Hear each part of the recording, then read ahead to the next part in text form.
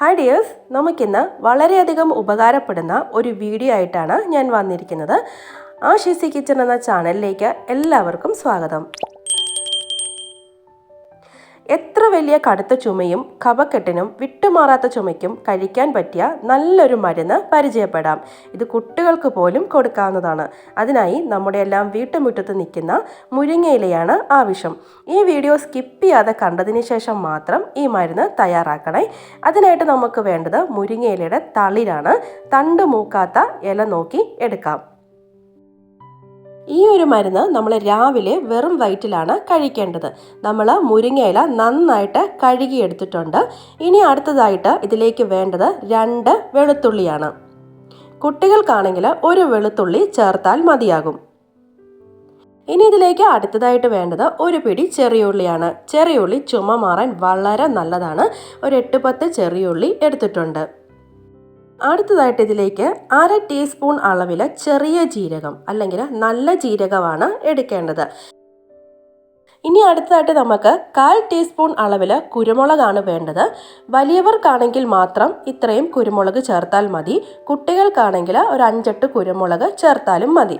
കുരുമുളക് പൊടിയാണെങ്കിൽ 1/4 ടീസ്പൂൺ അളവിൽ നമുക്ക് ചേർത്ത് കൊടുക്കാം. ഇനി ഇതിലേക്ക് പ്രധാനമായും വേണ്ടതാണ് നാടൻ കോഴിമുട്ട. നാടൻ കോഴിമുട്ട തന്നെ എടുക്കാൻ മാക്സിമം ശ്രമിക്കണം. ഇനി ഇതില്ലെങ്കിൽ മാത്രം സാധാ വെള്ള കോഴിമുട്ടയാണെങ്കിലും എടുത്താലും മതി. ഈ ഒരു മരുന്ന് നമ്മൾ തുടർച്ചയായിട്ട് 3 ദിവസമാണ് കഴിക്കേണ്ടത്. ആദ്യത്തെ 1 ദിവസം കഴിക്കുമ്പോൾ തന്നെ നല്ല റിസൾട്ട് കിട്ടും. കുട്ടികൾക്കാണെങ്കിൽ 1 ദിവസം കഴിച്ചാലും മതിയാകും.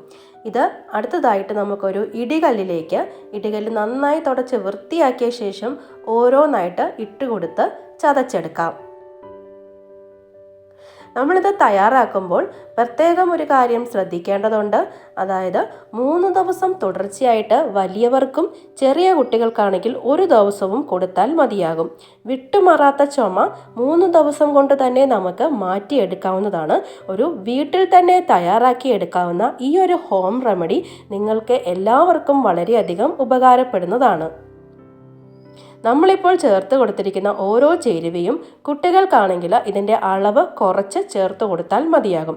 ഞാനിപ്പോൾ ഇവിടെ വലിയവർക്കുള്ള അളവാണ് എടുത്തിരിക്കുന്നത്. ചുമ മാറാനായി കപ്പ് സിറപ്പ് കഴിച്ച് മടുത്തെങ്കിൽ ഈ ഒരു മരുന്ന് 3 ദിവസം നിങ്ങൾ ട്രൈ ചെയ്ത് നോക്കൂ.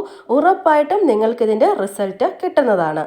ഇനി നമുക്ക് നന്നായിട്ട് ചതച്ചെടുത്ത ഈ മരുന്ന് ഒരു പാത്രത്തിലേക്ക് മാറ്റാം.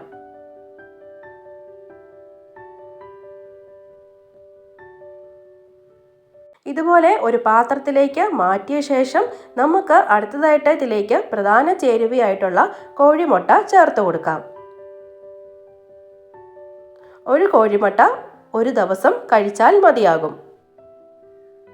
ഇത് നമ്മൾ ഉപ്പ് ചേർക്കാതെയാണ് കഴിക്കുന്നത്.